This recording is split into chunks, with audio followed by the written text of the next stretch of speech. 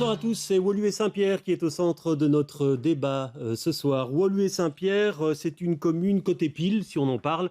C'est une commune résidentielle, verte, agréable à vivre. Côté face, un lieu où il est très compliqué de se loger sans une bourse bien remplie et où les avions, il faut le dire, pourrissent la vie de certains habitants.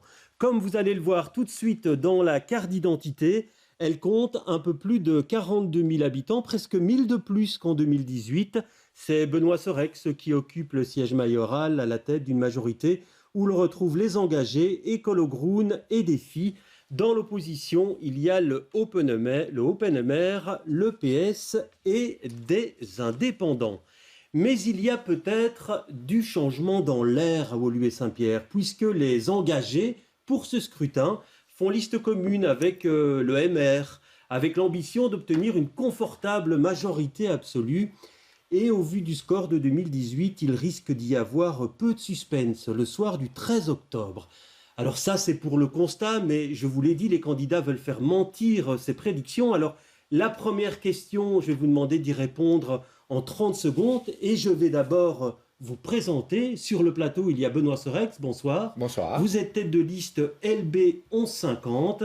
À vos côtés, il y a Cécile Vincel, bonsoir. Bonsoir. Alors, vous êtes tête de liste Citoyen plus PS Voreut.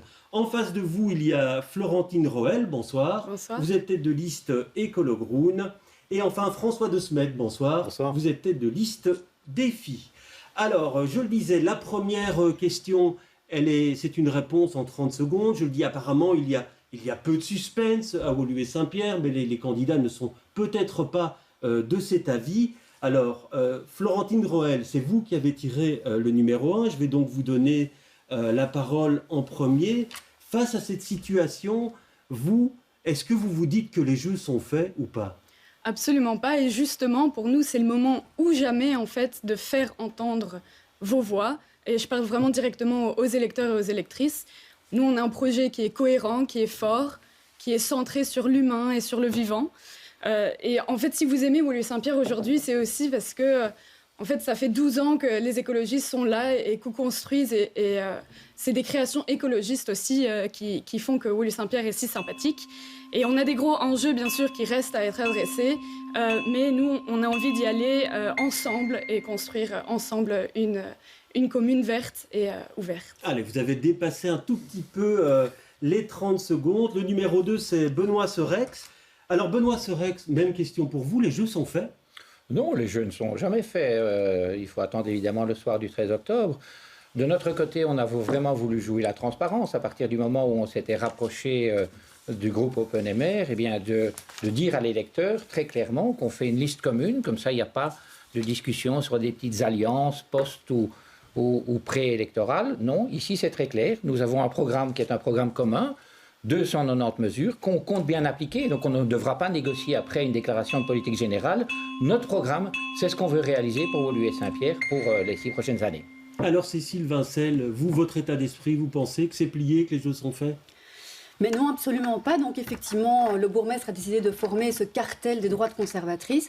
Mais je pense qu'il est bon de rappeler qu'effectivement, cette liste ne représente pas tous les habitants de Woluwe Saint-Pierre, puisqu'il y a 11 sièges en fait qui ne sont pas représentés par ce cartel. Et ça veut dire que près de 30% de la population vote pour d'autres personnes, d'autres formations.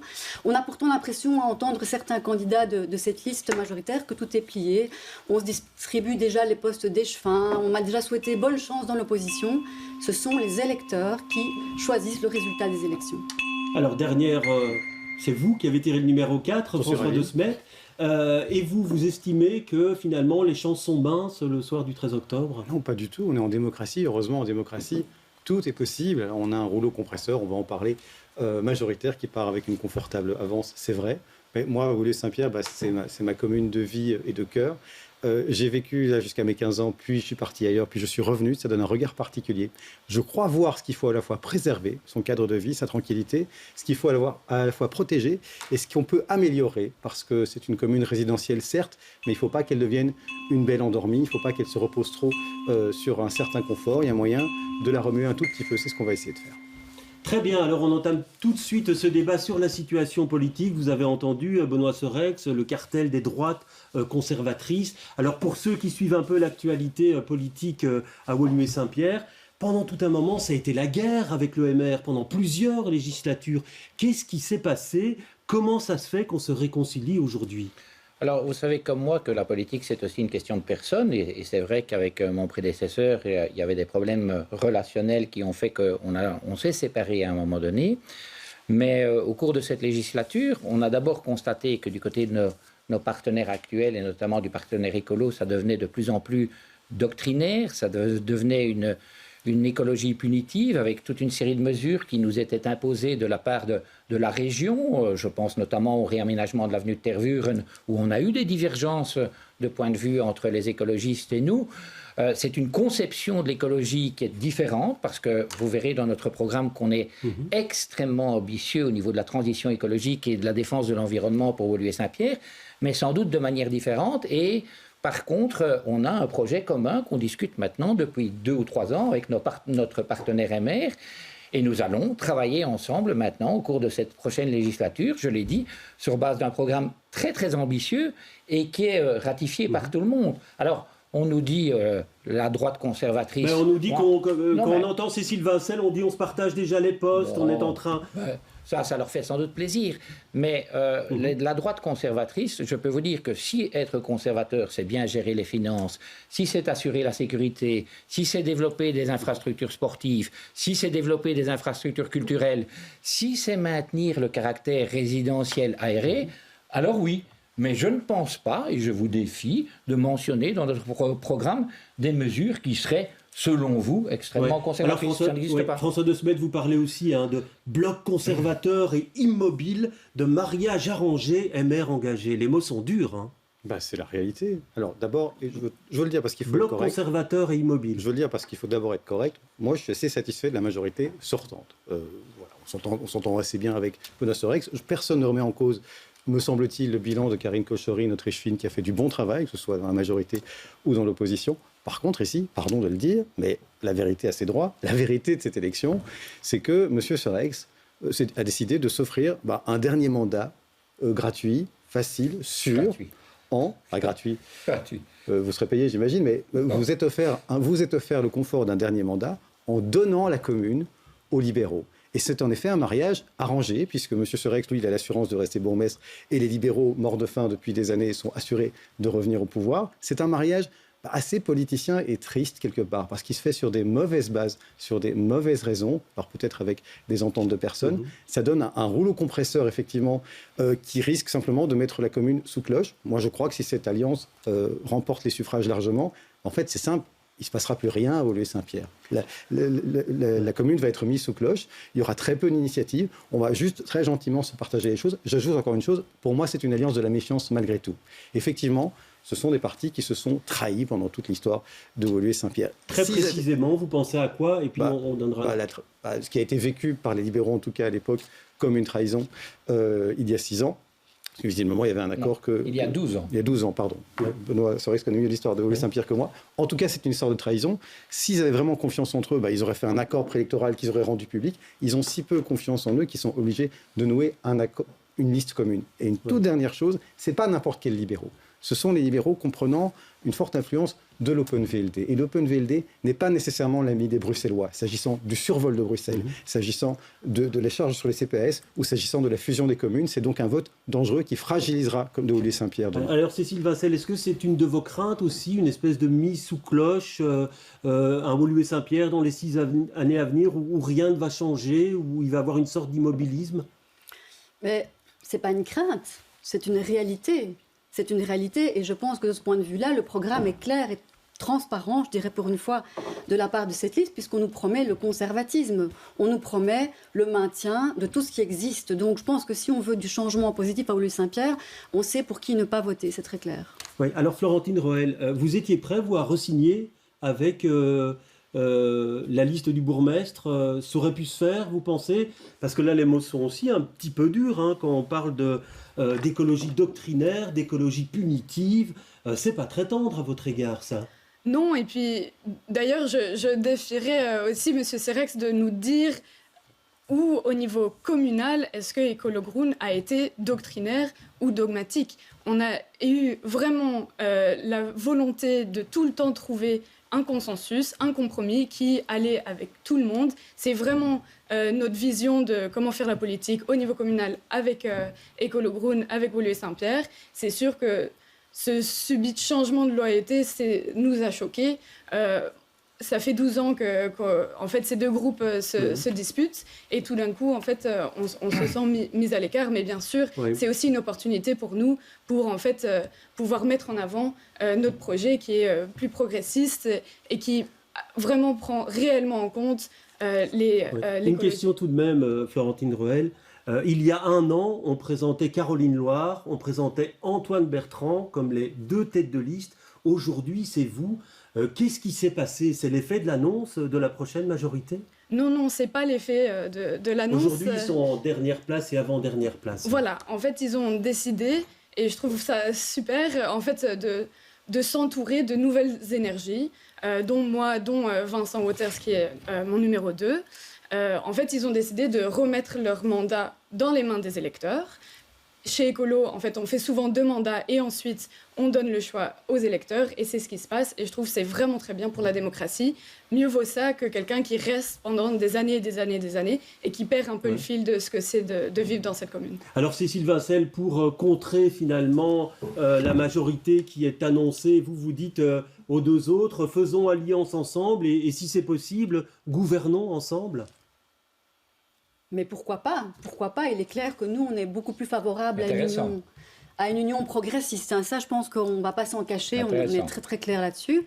Maintenant, on verra ce qui est possible en fonction du résultat du scrutin. Et je pense que de ce point de vue-là, il faut être clair. Et nous, en toute humilité, on attendra le résultat des élections au soir du 13 octobre. Et donc, de notre côté, il n'y a rien d'autre que l'envie de convaincre le lecteur de notre projet. Mais en effet, oui, on croit dans un projet progressiste, ça c'est une évidence. Oui, parce que Benoît Serret, voilà une barque qui est très chargée pour vous quand vous entendez tout ce qui a été dit.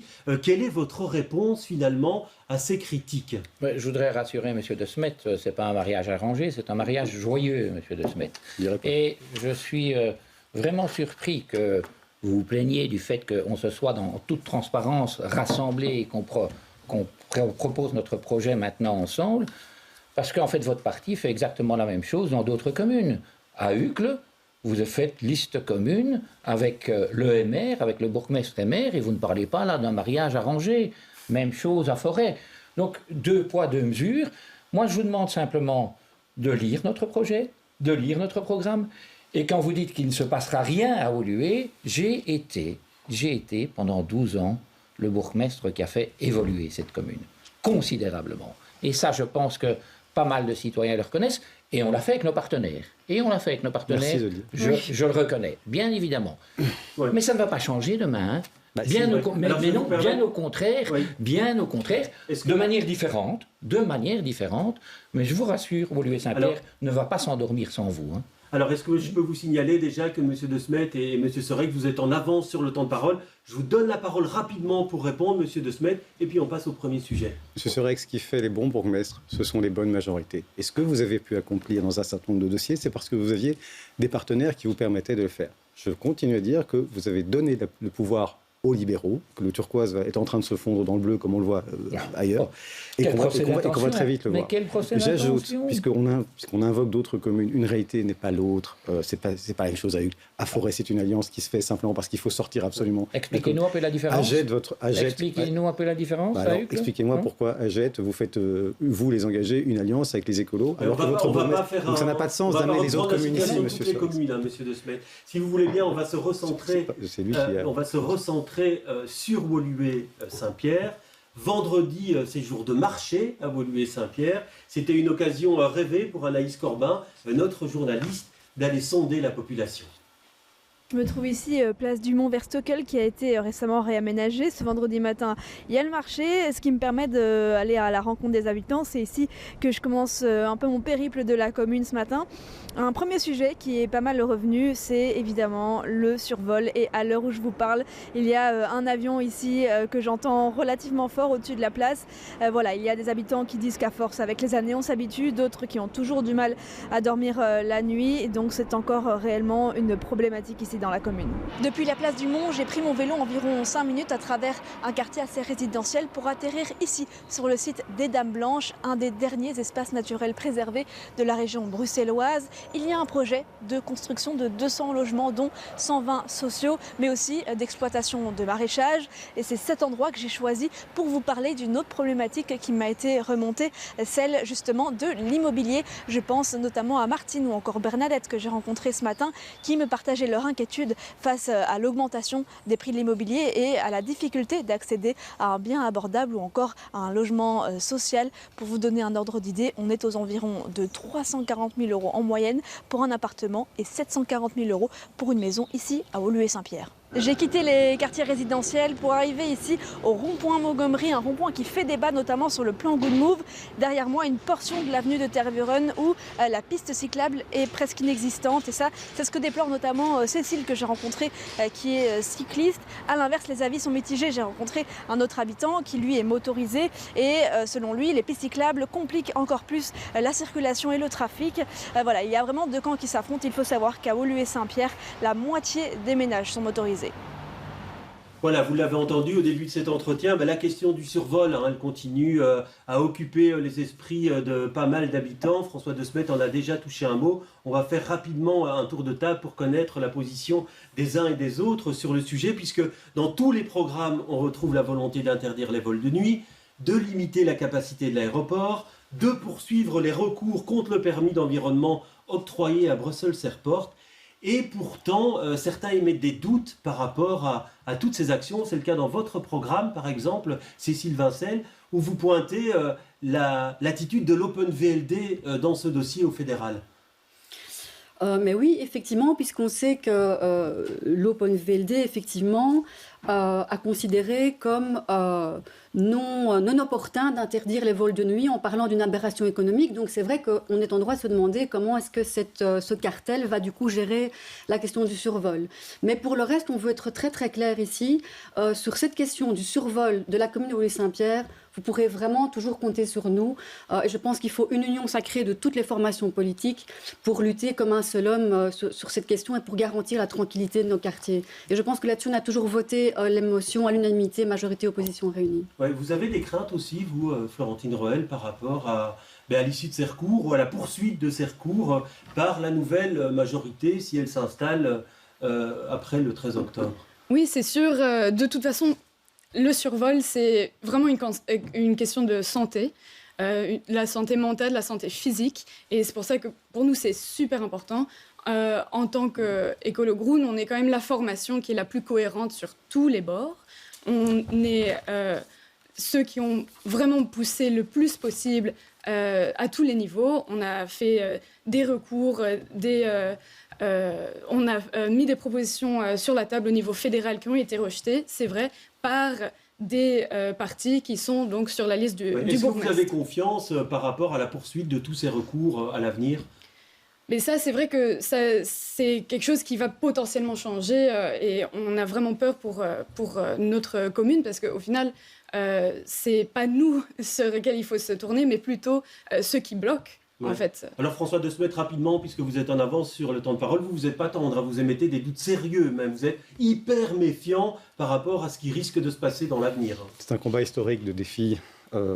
C'est pour ça qu'il y a un plan Watley de répartition des vols, mais qu'il y a un arrêté Gauzoin de défense contre le bruit des habitants. Et quelles sont vos craintes aujourd'hui? Mes craintes sont simples. Ce n'est pas tout à fait vrai sur l'anonymité. Lorsque la commune s'est prononcée, moi je ne remets pas en cause la bonne foi personnelle de M. Sorex là-dessus, je sais qu'il est motivé sur le sujet, mais quand la commune doit se prononcer sur le sujet, sur le permis d'environnement de Zaventem, deux des membres du nouveau cartel de M. Sorex, Mme de Jong et Mme Bertrand, ne sont pas là. Les deux membres de l'OpenAir n'ont pas de faculté de peser l'OpenAir. Je le vois moi au fédéral, je dois me battre contre eux à chaque fois, et même un parti qui veut plus d'avions sur Bruxelles. Quelle crédibilité, la vôtre aujourd'hui j'y crois, mais quelle crédibilité demain de votre cartel avec ces gens-là de continuer à protéger les Bruxellois? Je n'y crois pas. Alors monsieur Sorex, est-ce que vous allez devoir faire une courbe rentrante en matière de survol et des actions que vous avez menées?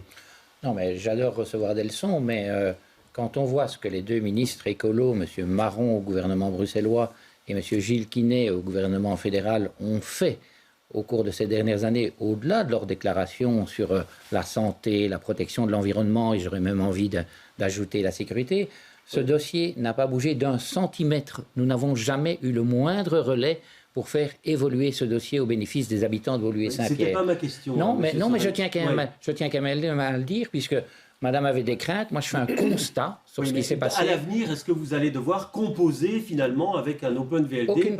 Aucune crainte. Lisez notre programme.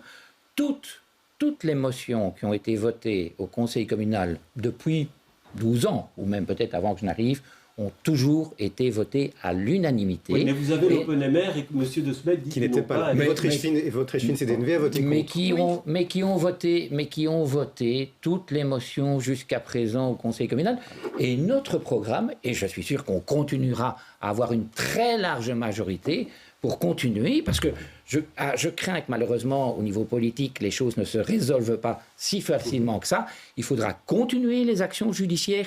On est aujourd'hui avec des jugements qui nous sont favorables à Woluwe-Saint-Pierre, et je constate que l'État fédéral, M. Gilles Quinet, plutôt qu'exécuter ces jugements, préfère payer des astreintes, des dizaines de millions que ça coûte aux contribuables, plutôt qu'appliquer les décisions de justice. On est dans un domaine fédéral. Là, je vais vous donner la parole parce que M. Gilles Quinet, votre parti est attaqué. Une réponse rapide et puis on passera au point de la mobilité. Oui, de dire que rien ne s'est passé, c'est factuellement faux. Ah bon? Il y a eu... Alain Marron est franchement irréprochable sur ce sujet. Les citoyens ne le voient pas. Hein, mais... il a mis les recours, il a demandé les amendes. Monsieur Gilles Quinet, c'est le seul qui a mis sur la table la possibilité d'interdire les vols de nuit, d'interdire les sauts de puce. Donc au final, c'est pas nous qui bloquons, hein, c'est nous qui proposons. Donc c'est en fait plutôt aux autres partis qu'il faut se tourner, c'est sûr. Alors on passe à la mobilité si vous le voulez bien maintenant. Je vais vous donner la parole, Cécile Vincel, parce que vous êtes très en retard par rapport aux prises de parole. Pas de My Good Move à Woluwe-Saint-Pierre pour l'instant. Il y en a une qui est à l'étude depuis quelques temps déjà par rapport au quartier du Champ d'Oiseaux, en concertation avec la commune d'Auderghem. Demain, selon vous, est-ce qu'il faut apaiser la circulation dans ce quartier, éviter la circulation de transit? Et si oui, de quelle manière? Est-ce qu'il faut une My Good Move à cet endroit? Eh bien, je suis très contente que vous me donniez la parole à ce sujet parce que c'est effectivement une thématique très très importante. La mobilité, je pense que ça nous touche dans notre quotidien vraiment à tous sans exception. La mobilité, en tout cas, pour moi, ne doit pas être punitive. J'ai toujours été très claire à ce sujet. Donc, punir les automobilistes, supprimer les places de stationnement, il n'en est évidemment pas du tout question.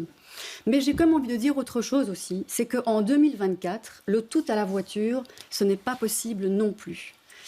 Et c'est la raison pour laquelle, à Woluwe-Saint-Pierre, je défends quand même l'idée qu'il faut pouvoir préserver la tranquillité des quartiers résidentiels en limitant le trafic de transit et en maintenant malgré tout le 30 km/h. Parce que j'aurais envie de dire qu'il y aurait une incohérence à lutter contre le survol des avions et à toute la pollution que ça comporte, et d'un autre côté de permettre en fait l'envahissement de nos quartiers par des voitures, alors que les habitants de cette commune ont précisément choisi Woluwe-Saint-Pierre pour la tranquillité et le caractère résidentiel. Oui. Alors pour préciser ma question, on fait comment? Est-ce qu'on fait une My Good Move? Après on étudie, ou on continue à étudier celle qui a été ébauchée avec la commune d'Auderghem? Pour le Champ d'Oiseaux, par exemple, selon vous? Pour le quartier du Champ d'Oiseaux? Mais je pense qu'il faut effectivement, étudier effectivement la My Good Move, ça c'est clair. Telle qu'elle est ébauchée. Je pense qu'il y a une grande demande des habitants du quartier de prendre des mesures très concrètes qui ont été prises d'ailleurs à Auderghem et qui visent justement à réduire le trafic en modifiant un tout petit peu les règles de circulation. Ça, je pense que c'est quelque chose qui est fortement attendu et effectivement en créant parfois des sens interdits, en décourageant les automobilistes d'emprunter certaines rues parce que sinon, effectivement, les gens sont envahis par les voitures et c'est quelque chose qui est extrêmement néfaste en termes de santé. Oui, alors Florentine Roel, est-ce que c'est un regret de votre part qu'on n'ait pas avancé plus dans ce domaine pour apaiser les quartiers, même si vous étiez dans cette majorité? Pour nous, c'est plutôt qu'en fait, le grand but, l'objectif vraiment pour nous, c'est clairement de pouvoir sécuriser pour tous les usagers et de pouvoir protéger les habitants du trafic de transit. Parce que c'est vraiment ça, au Champ d'Oiseaux, qui pose problème. C'est des gens qui, souvent, ne font pas partie de la commune, qui passent par la commune, par le Champ d'Oiseaux, qui est normalement un quartier qui est quand même très résidentiel, très calme. Nous, on propose, en fait, de faire vraiment avec les habitants, de trouver quelque chose qui plaît à tout le monde, à tous les riverains. Par exemple, on pourrait imaginer des WONERF, des quartiers résidentiels, où en fait les enfants peuvent jouer, les voisins peuvent se rencontrer. Donc ça veut dire une circulation automobile très limitée. On ferait ça à plusieurs endroits, au Champ d'Oiseaux par exemple, ou ailleurs dans la commune. Ça ne limite pas énormément. Moi je dirais ce qu'on veut, c'est surtout en fait de trouver des endroits, des emplacements où les gens sont d'accord et qui pourraient vraiment faire une différence pour les riverains. C'est ça le but, c'est pour ça qu'on le fait. Alors François de Smet, vous parlez de ce projet Maïs Champ d'Oiseaux et vous dites il faut obligatoirement être concerté, que ce soit concerté. Est-ce que vous êtes preneur d'une My Good Move à cet endroit et à d'autres endroits de la commune? S'il y a une large concertation et qu'on s'aperçoit que ça peut rencontrer les souhaits des habitants, oui, pourquoi pas. Mais attention, pas d'écologie dogmatique. Parce qu'effectivement, je crois que les gens sont très ouverts à des solutions de mobilité. On comprend bien qu'on est tous à la fois piétons. Il y a beaucoup de gens à Woluwe-Saint-Pierre qui ont objectivement besoin de leur voiture. Ils ne peuvent pas faire autrement. Simplement, si vous voulez ennuyer les gens au sujet de leur voiture, il faut d'abord qu'ils aient des alternatives. Et dans beaucoup d'endroits à Woluwe-Saint-Pierre, il n'y a pas nécessairement d'alternatives. C'est plus facile pour moi, je viens de le faire, de venir ici en métro depuis Champ d'Oiseaux où j'habite, que de prendre le 36 pour faire Champ d'Oiseaux, Place du Mont, par exemple. Donc là, au niveau des fréquentations de la STIB, il y a aussi des choses à faire. Au niveau des pistes cyclables, moi je peux comprendre que ça rende fou furieux des gens de voir surgir des pistes cyclables s'ils n'ont pas été concertés avant. Par contre, si ça se fait avec concertation, et c'est ça qui a manqué, c'est la concertation notamment de la région, je peux comprendre que ça rend des gens fous. Un dernier point important, la place du Mont. Je pense on en parlera. Il y a un point, parce que c'est aussi un axe de mobilité. On en parle dans quelques minutes. Cécile Vincel, rapidement, et puis je donnerai la parole à Monsieur Serex. Elle est en retard sur le temps de parole, Monsieur Serex. Oui, mais je voudrais dire qu'effectivement, en matière de mobilité, le mot-clé, c'est effectivement le partage de l'espace public dans le respect de tous les usagers en fonction de leurs besoins et de leurs attentes. Et je pense qu'en matière de projet de mobilité à Woluwe-Saint-Pierre, pour moi, on a loupé le coche durant cette mandature. Voilà, on a vraiment loupé le coche de permettre à chacun de se sentir compris et entendu, que ce soit les cyclistes, les piétons. Oui.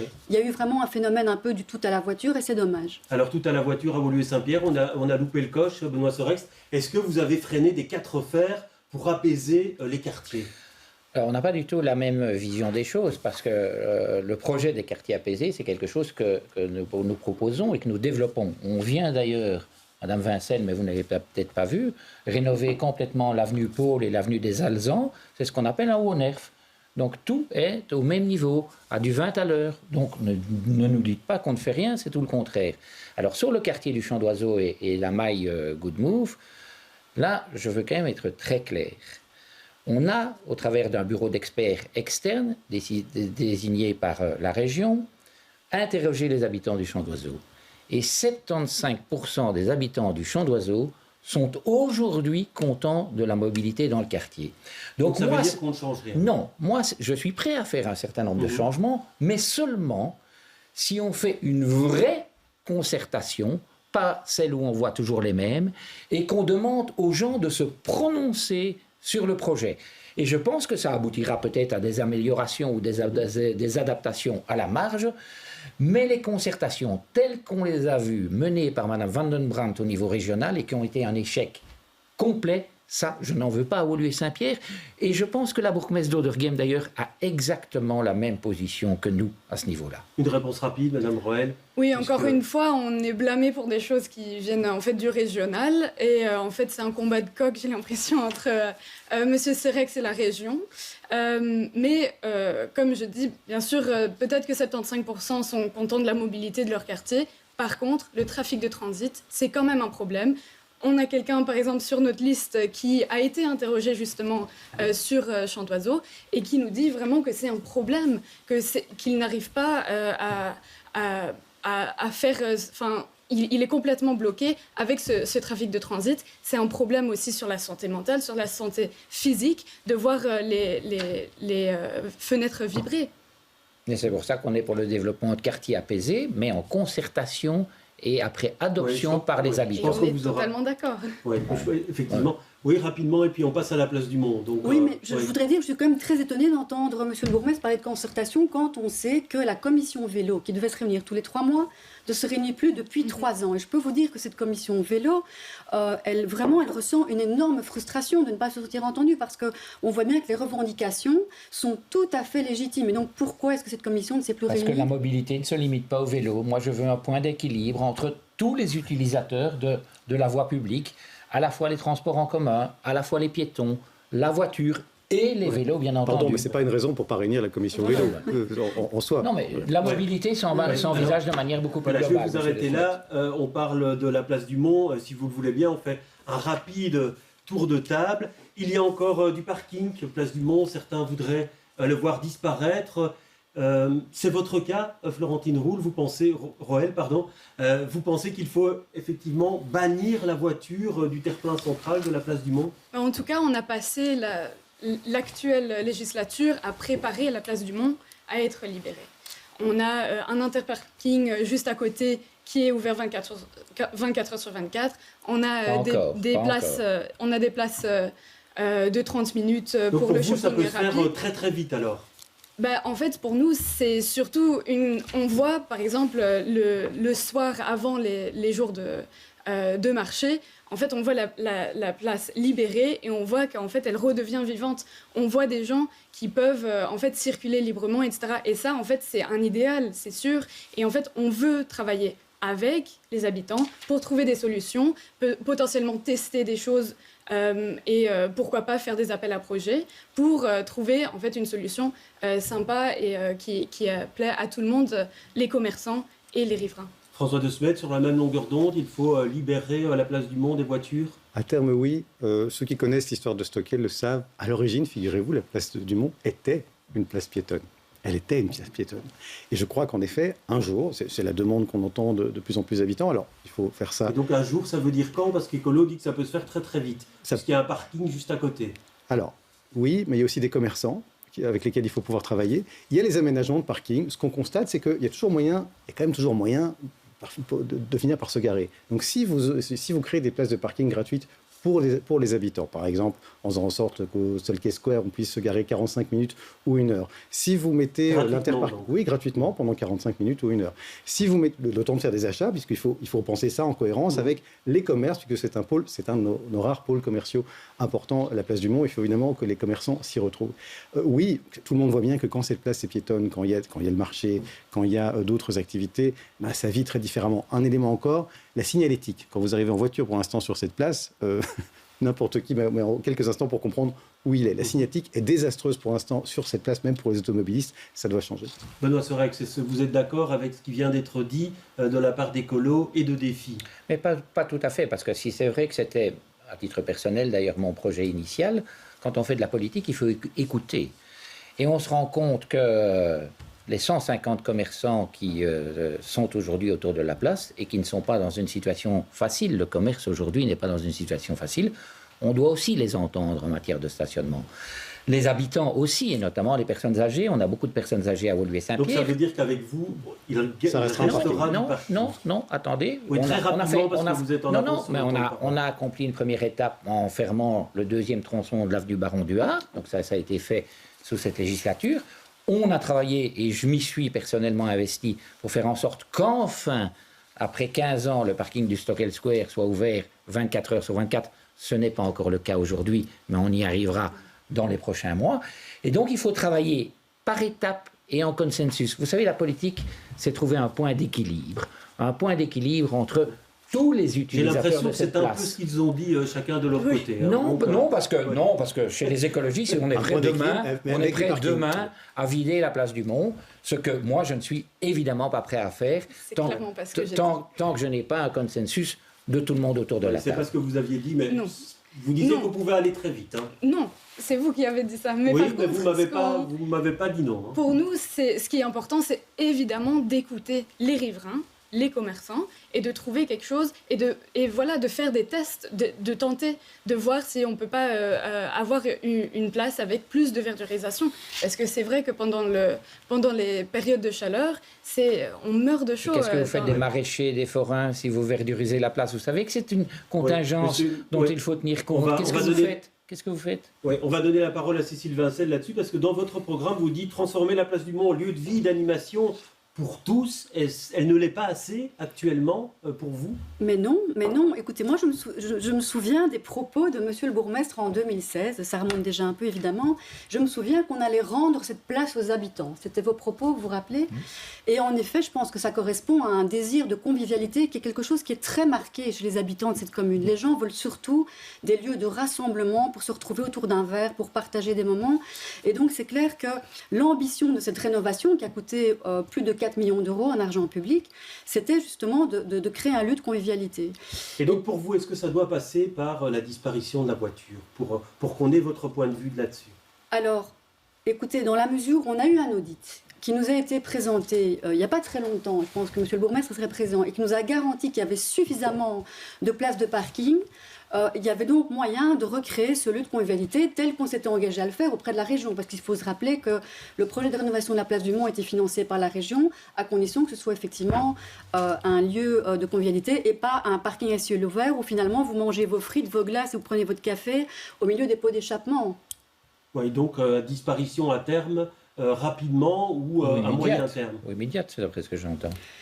Dès l'instant où les solutions en termes de parking avec interparking sont trouvées, dès que c'est possible, je pense qu'en effet c'est la volonté des habitants, mais je pense qu'il faudrait peut-être demander l'avis des habitants de Woluwe-Saint-Pierre, mais je pense que vraiment c'est l'ambition. Voilà, on aura compris en tout cas le point de vue des uns et des autres. Une autre préoccupation à Woluwe-Saint-Pierre, ce sont les cambriolages. Diverses mesures ont déjà été prises pour y faire face. Il y a des actions policières, de la sensibilisation, et puis il y a des partenariats locaux de prévention, des PLP, comme on les appelle. Il y en a 5, ils ont été mis en place sur le territoire de la commune en collaboration avec des citoyens et la police locale au sein des quartiers déterminés. Alors en quoi consiste-t-il? Écoutez la réponse. Les PLP sont un maillon entre la police et les citoyens et permettent des échanges d'informations. Donc les actions, on ne peut pas dire des actions dures, mais ce sont des échanges, ce sont de la prévention, on est dans le domaine de la prévention, permettre aux gens de savoir où doivent-ils faire attention et quels sont les problèmes en cours. Par exemple, un certain type de voiture peut être ciblé par des malfaiteurs et les gens qui ont ce type de voiture vont pendant une certaine période essayer de mettre leur voiture à l'abri. Des exemples très concrets, un entrepreneur laisse traîner le soir une échelle, un citoyen me l'a rapporté en tant que coordinateur PLP, j'ai remonté l'information, et parce qu'avec une échelle, évidemment, on peut s'introduire dans une maison sans problème, et donc la police a pris contact avec l'entrepreneur qui a fait attention de ranger son échelle le soir. Voilà, ce sont des actions concrètes. Voilà un petit point sur le temps de parole. Benoît Sorec, vous avez une petite minute d'avance. Vous avez parlé une minute de plus que les autres invités sur ce plateau. Alors on parle de sécurité. Que faire pour améliorer la sécurité et le sentiment de sécurité? Florentine Roel, est-ce que ça doit passer par plus de PLP ou par d'autres mesures? Vous savez, moi, quand je travaillais à l'ONU, je travaillais justement sur ce genre de questions, puisque je travaillais sur le crime organisé. Et en fait, je crois pour Écolo et Écolo Groen, ce qui est le plus important, c'est vraiment de travailler avec la police de proximité, de pouvoir que les habitants puissent connaître en fait leur agent de quartier, se sentir confortable, d'aller voir la police quand il y a des problèmes. Et bien sûr, de travailler sur la prévention. Parce que les cambriolages, c'est aussi de travailler sur comment faire pour bien sécuriser. Et selon vous, est-ce que ce qui a été mis en place est suffisant ou alors quelles autres actions à mener à l'avenir? Si on pouvait avoir par exemple plus de formation avec des voisins et la police pour par exemple expliquer des démarches à suivre pour pouvoir sécuriser mieux sa maison, etc. D'en avoir plus de ça et de pouvoir avoir une meilleure compréhension sur les démarches à suivre, bien sûr. Ouais. Alors Cécile Vincel, dans votre programme, vous parlez d'achat groupé communal de dispositifs de sécurité comme des portes blindées ou des alarmes. Ça pourrait profiter à combien d'habitants, à combien d'habitations selon vous? Est-ce que vous avez chiffré cela? Alors, nous, ce qu'on a constaté, c'est qu'effectivement, grosso modo, il y a à peu près un cambriolage par jour à Woluwe-Saint-Pierre. Et je pense que la sécurité, c'est quand même un droit fondamental. Là-dessus, on pourra tous tomber d'accord. Il y a bien sûr la sécurité objective et puis il y a le sentiment de sécurité subjectif. Être cambriolé, c'est quelque chose qui est quand même violent. Pour l'avoir vécu aussi, on vous dépossède de choses qui vous appartiennent et qui ont parfois une grande valeur sentimentale. Donc, je pense qu'il faut absolument prendre certaines mesures. Et c'est vrai que confronté en fait à ces demandes de la part des habitants de Woluwe-Saint-Pierre, on s'est rendu compte qu'il y a énormément de communes qui octroient des primes à l'achat de dispositifs de sécurité.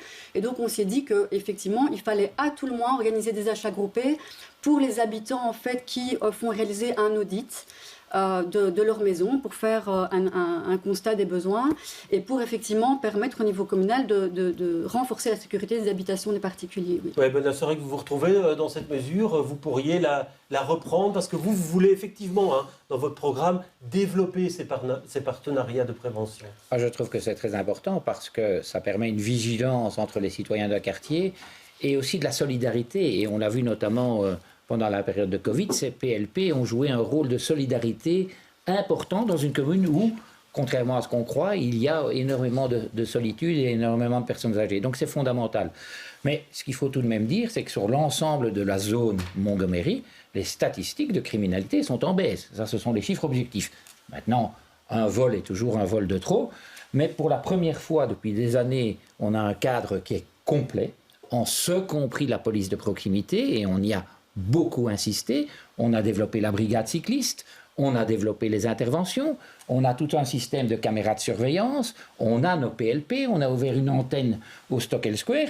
Tout ça donne des résultats et on a un audit gratuit. Donc si vous vous faites cambrioler à Woluwe-Saint-Pierre, le lendemain, les services de la police peuvent venir faire un audit pour vous dire comment améliorer la protection de votre habitation. Je pense qu'on a là un éventail complet de mesures qui font qu'aujourd'hui, en effet, les résultats sont là et en nette amélioration. Par rapport à cet éventail, vous ajouteriez quoi de plus, François De Smet?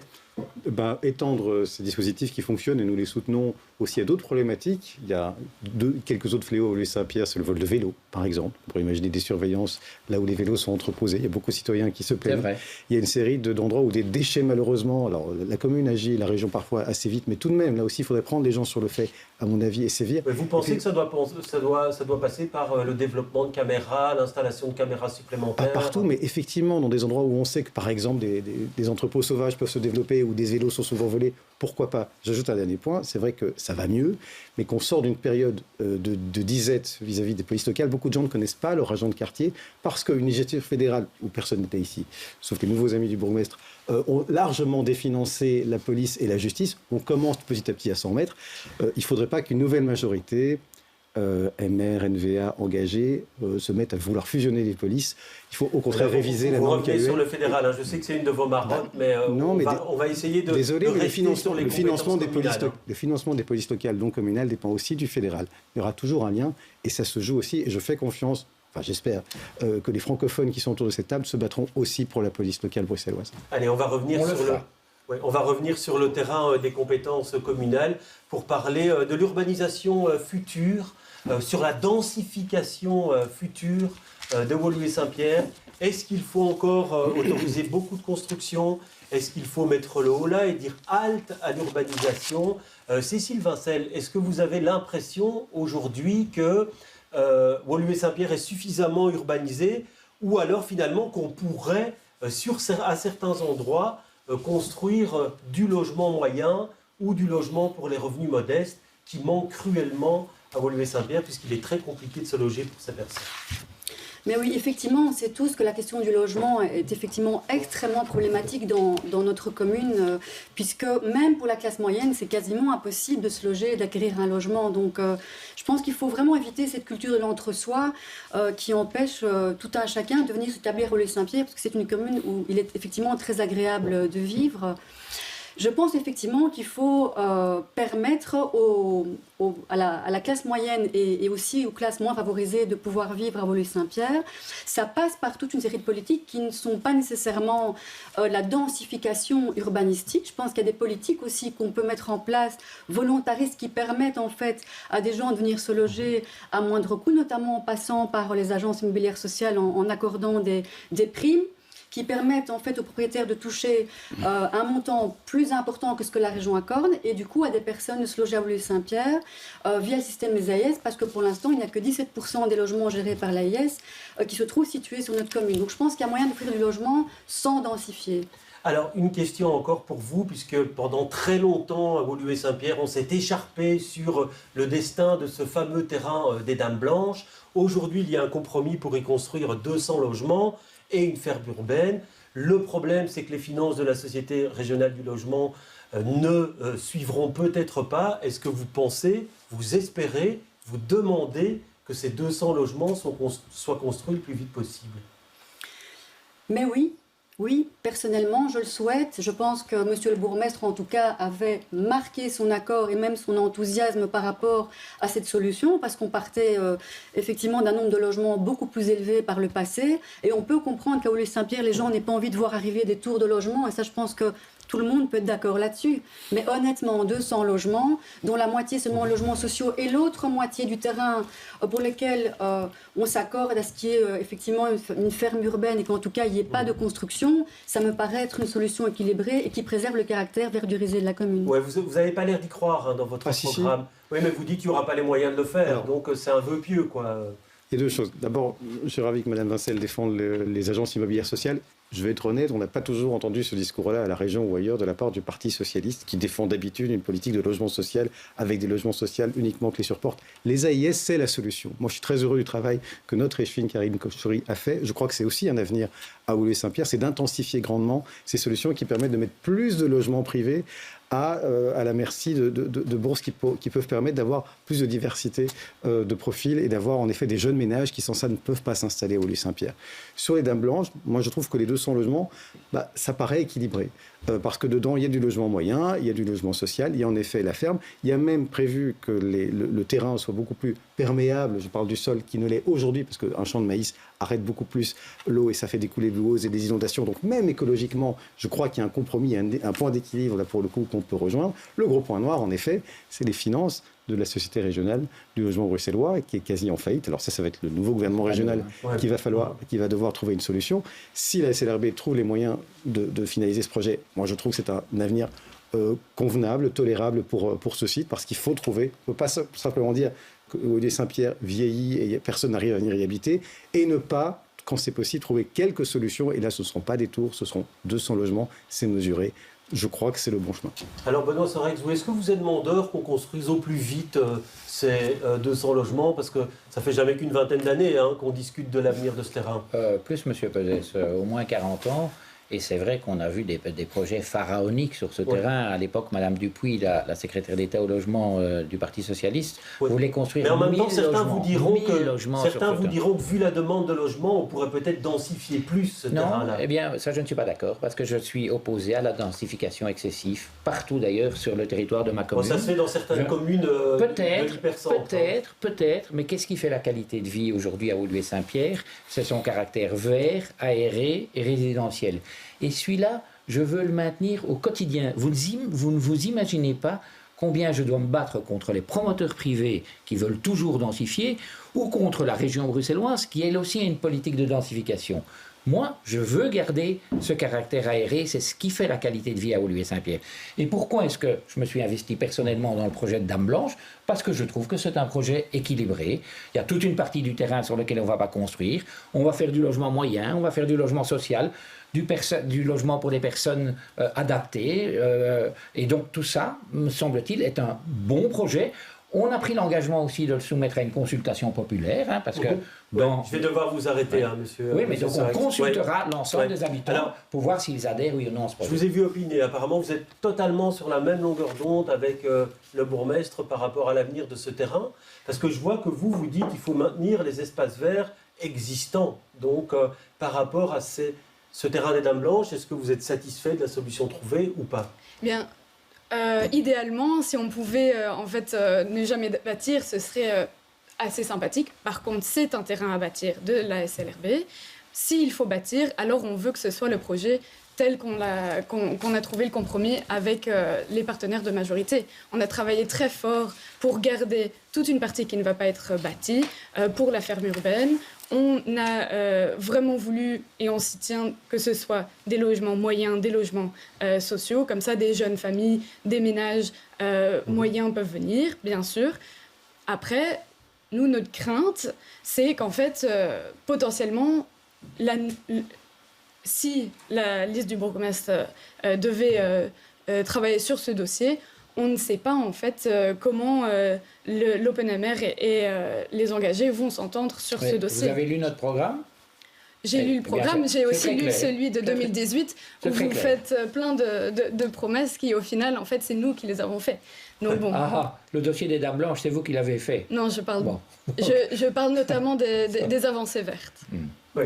François de Smet, vous me demandiez la parole très rapidement sur le sujet. Juste pour dire ça, si on a l'air tous d'accord sur les Dames Blanches ici, c'est parce qu'effectivement, il y a quelqu'un autour de la table qui n'est pas là parce qu'il est dans le nouveau club de M. Serex, qui est l'OpenMR, qui lui ne voulait rien construire du tout et avait une peur bleue, si j'ose dire, du moindre logement social. Donc apparemment, il faut croire, que ce soit sur le survol ou là-dessus, le programme et rien que le programme de la liste, très bien. Ce sera notre accord de majorité, monsieur. Très bien.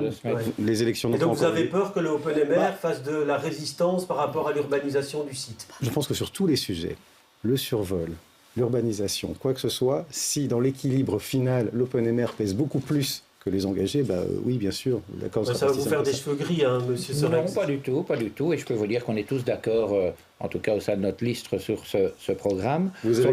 Sur le fait de ne pas densifier cette commune, parce que on a des pressions pour le faire, mais ça, tant qu'on est là, ça ne se passera pas. Alors, qui vivra verra, comme on dit, et il faudrait que vous soyez à la tête de la commune. Et ce n'est pas encore fait. Non. Tous les candidats l'ont dit ici. Les électeurs ont leur mot à dire. Il nous reste 9 minutes pour parler des finances communales, des finances saines, c'est ce qui est indiqué dans la plupart des programmes, mais des finances trop prudentes parfois pour certains. C'est ce que vous soulignez, François de Smet, puisque vous dites dans votre programme, le non-investissement dans l'entretien des avoirs immobiliers va créer une charge future certaine. Oui, d'abord, je veux dire que globalement, les finances sont correctement tenues. Je tiens à être correct, notamment parce qu'on est là et que partout où nous gérons, que ce soit au Durghem ou au Saint-Lambert et en partie au Saint-Pierre, on tient à ce que la gouvernance financière soit impeccable. Je ne pense pas qu'il faille se diriger vers des modifications substantielles d'impôts. On doit rester une commune aussi légère que possible. Par contre, là où nous manquons quelque chose en effet, c'est que nous avons l'impression qu'il y a une grande partie de notre patrimoine dont nous ne connaissons pas la valeur, dans lequel nous n'investissons pas. Il y a parfois des exemples de maisons comme au Champ d'Oiseau, le 29 rue du Champ d'Oiseau, que nous vendons parce qu'on n'aurait pas arrivé à l'entretenir, et c'est très dommage. Et on a l'impression qu'on brade une partie de notre patrimoine au lieu de l'entretenir, et qu'on est parti, alors que ce soit pour le centre sportif, la maison communale, parfois pour des années et des années de travaux. Monsieur Serex n'est pas, et nous-mêmes ne sommes pas les seuls en cause, parce que depuis très longtemps, la commune n'a peut-être pas pris la bonne mesure de la valeur de son patrimoine et de son entretien. Et donc là où nous pensons qu'il y a une marge de progression, même si nous sommes globalement bien gérés, c'est là, c'est dans l'exploitation et la mise en valeur de notre patrimoine. Oui, Cécile Vincel, je n'ai pas vu de point spécifique aux finances dans votre programme. Est-ce que vous êtes sur la même longueur d'onde que François de Smet, ou alors est-ce que vous avez d'autres points à souligner sur la gestion future des deniers publics ? Mais j'ai envie de dire, comme mon collègue, qu'effectivement, la commune est correctement gérée. Elle est correctement gérée, on n'est pas dans le rouge, ça c'est vrai. Mais pour le reste, pour moi, cette gestion n'est ni rationnelle, ni tout à fait efficace. Je vais vous donner l'exemple de l'emprunt, par exemple. L'emprunt qui est totalement tabou à Woluwe-Saint-Pierre, alors que l'emprunt à taux zéro était possible durant des années et on n'y a absolument pas eu recours. Pourtant, l'emprunt, c'est pas sale. En tant que particulier, si vous achetez votre maison, vous allez prendre un crédit habitation et tout le monde trouve ça normal. Et bien, pour un pouvoir public, c'est la même chose. Si grâce à un emprunt à taux zéro ou à très faible taux, vous pouvez améliorer la performance énergétique des bâtiments, pourquoi est-ce qu'on s'en prive ? Et non, on ne le fait pas, mais par contre, effectivement, on vend du patrimoine et ce faisant, effectivement, on prive certains habitants de projets qui leur tiennent fort à cœur, comme effectivement les ateliers créatifs du Champ d'Oiseau. Donc ça ne nous paraît absolument pas rationnel. opérationnel. Je vais vous donner un autre exemple, les cartes de stationnement. On en parlait mardi dernier au conseil communal. Il y a un refus du collège d'Oulé-Saint-Pierre d'augmenter la deuxième carte de stationnement par ménage et de l'aligner sur les montants prévus pourtant par la région. Alors que si on se contentait en fait d'appliquer ces montants, donc voulus par la région bruxelloise, eh bien on pourrait financer des politiques extrêmement intéressantes et importantes comme des chèques sport ou bien comme le guichet unique pour les personnes âgées au sein de l'administration communale. Donc je vous avoue qu'en matière de rationalité, je pense qu'on peut beaucoup mieux faire. Alors Madame Roel, comme vous êtes dans la majorité, je vous pose la question par rapport à est-ce qu'on manque de rationalité? Est-ce que par exemple vous êtes défavorable à une augmentation du prix de la deuxième carte riverain pour les automobilistes? En tout cas, pour nous, donc on a été en majorité pendant 12 ans. Dans la note de politique générale, on disait qu'on n'allait donc pas toucher, on n'allait pas faire une réforme fiscale. On s'en est tenu. On a quand même veillé à une gestion responsable, une gestion durable.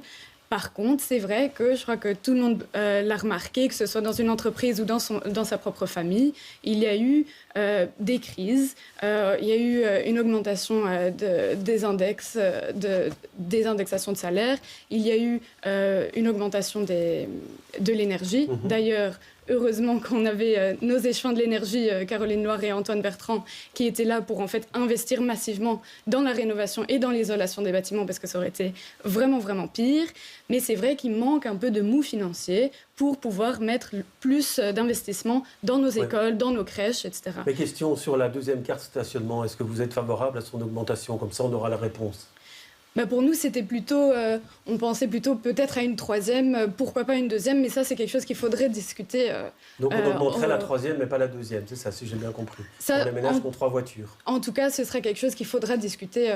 Je voudrais juste vous interroger 30 secondes sur ce que vous prévoyez dans votre programme. Vous parlez de crowdfunding et de crowdlending. C'est quoi? C'est pour financer des projets communaux, on ferait appel à l'épargne citoyenne?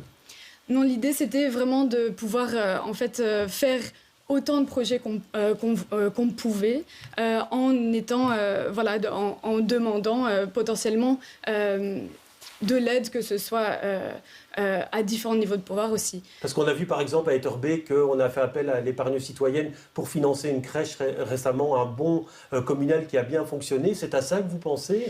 On n'en est pas encore à là, et c'est pour ça que vraiment... pour nous, c'était vraiment important de vraiment veiller à une bonne gestion financière avant d'aller... Alors, Monsieur Serec, vous êtes en avance sur le temps de parole. Je vais vous demander d'être bref et de répondre à François De Smet, entre autres, sur est-ce qu'on a été trop prudent avec comme conséquence qu'on n'a pas investi dans ces bâtiments? Enfin, Défi gère cette commune depuis 24 ans, donc bien avant moi. Et donc, ils auraient aussi pu prendre un certain nombre de dispositions que je ne partage absolument pas, parce que notre bâti est aujourd'hui très bien entretenu. Madame vient d'ailleurs de le rappeler, au travers de tous les efforts que nous avons faits en matière d'économie d'énergie, remplacement des chaudières, des châssis, dans l'ensemble de nos bâtiments. On avait pris un engagement, c'était de ne pas augmenter la fiscalité. Nous n'avons pas augmenté la fiscalité. Alors c'est très facile de dire il faut s'endetter, mais à un moment donné, vous savez, moi, je n'ai pas envie de toucher aux générations futures qui, à un moment donné, devront rembourser cet endettement. Mais ça, on sait que du côté socialiste, on s'en préoccupe peu quand on voit notamment les finances de certaines... La réponse de Mme Vincel, et puis je donnerai la parole à M. De Smet qui est un peu en retard sur le temps de parole. Par rapport à ça... On a un problème sur effectivement l'entretien de bâtiments communaux. Il faut pas se voiler la face. On a 55 bâtiments communaux, ils ont tous 40 ou 50 ans approximativement et ils tombent tous en ruine. Tous. Et on a pleuré. Laissez-moi terminer, monsieur le bourgmestre, laissez-moi terminer. On a pleuré pour avoir un plan de maintenance de ces 55 bâtiments communaux, pour avoir une vision claire de tous les travaux nécessaires et urgents, avec une planification dans le temps. Et il n'y a pas eu moyen d'avoir cette vision, ce plan de maintenance stratégique et planifié sur les années. Et ça, c'est vraiment un problème, parce qu'on se retrouve en fait effectivement à faire des travaux de réparation urgents et soi-disant imprévisibles. mais en fait, ils ne sont pas du tout imprévisibles. Mais simplement, on n'a effectivement pas les moyens de notre politique. Et ça, c'est un problème. Alors, par rapport à la fiscalité, j'ai une question, Monsieur De Smet, parce qu'on sait que l'instrument fiscal, finalement, est un instrument qui permet d'investir à un moment pour la commune. On voit que la commune, en tout cas, la liste de Monsieur Sorex veut garder la fiscalité la plus basse possible. Est-ce qu'on ne pourrait pas utiliser ce moyen fiscal pour financer de nouvelles politiques publiques ? D'abord dire à M. Sorex que penser aux générations futures, c'est précisément prendre soin du patrimoine. Et Mme Vincel a en partie raison. Mais il faut rembourser les emprunts aussi. Certes, oui, mais tout ce que vous ne faisiez... Tout ce que vous à un moment donné, il faut bien payer. sûr, mais ne pas entretenir des bâtiments. Et pardon, il y en a pour des millions et des millions d'euros d'entretien si on doit réparer, comme elle devrait l'être, l'ensemble des écoles, la maison communale, l'ensemble des bâtiments communaux. C'est une estimation que la commune n'est pas capable de faire aujourd'hui. Ça aussi, ce sera pour les générations futures si nous ne le faisons pas maintenant. Qu'avez-vous fait pendant 24 ans aux côtés de nos prédécesseurs? Alors, on va laisser monsieur. Mais contrairement à vous, je n'exonère pas l'ensemble de ce qui s'est pu se passer avant, dans ce compris avec le MR, etc. Non, là, c'est global. On s'aperçoit qu'on a des besoins ici d'investissement partout et il faut les faire, sinon ce seront les générations futures qui les paieront. L'outil fiscal. Très rapidement, s'il vous plaît. Moi, je ne souhaite pas toucher à la fiscalité actuelle de la commune, juste... On envisage peut-être de voir comment, et c'est un problème qu'on connaît bien, comment faire en sorte qu'un certain nombre de personnes qui ne cotisent pas parce qu'ils sont ressortissants européens dans les administrations européennes, donc qui ne cotisent pas via le revenu, pourraient cotiser d'une autre façon, parce qu'il y a une forme d'inégalité. Ils consomment les services de la commune sans nécessairement contribuer, mais c'est une problématique qui touche toutes les communes de l'Est de Bruxelles. Pour le reste, moi je crois que la marge de manœuvre, elle est sur le patrimoine. Alors, juste une question, il reste 30 secondes, je vais vous donner la parole. Est-ce que vous prenez une part de responsabilité dans ce que dit M. De Smet sur le non-investissement dans les bâtiments communaux, puisque vous êtes dans cette majorité depuis 12 ans? Je dirais que le parti de M. De Smet est aussi en majorité. Et je dirais qu'en fait, on a quand même eu un investissement massif dans l'isolation et dans la rénovation de nos bâtiments. Après, je dirais, si réforme fiscale il y aura, on aimerait que ce soit juste, qu'on protège les classes moyennes, qu'on protège les retraités, qu'on protège les jeunes. Parce que ça, c'est vraiment important. Ce seraient les épaules les plus larges, les multipropriétaires qui devraient pouvoir contribuer un petit peu plus. Voilà, merci en tout cas d'avoir débattu sur ce plateau. C'est la fin de ce débat. Merci à Michel Gaillard qui m'a aidé à préparer cette émission. On se retrouve lundi pour un nouveau débat qui concernera la commune de Saint-Josse. Très bon week-end à tous.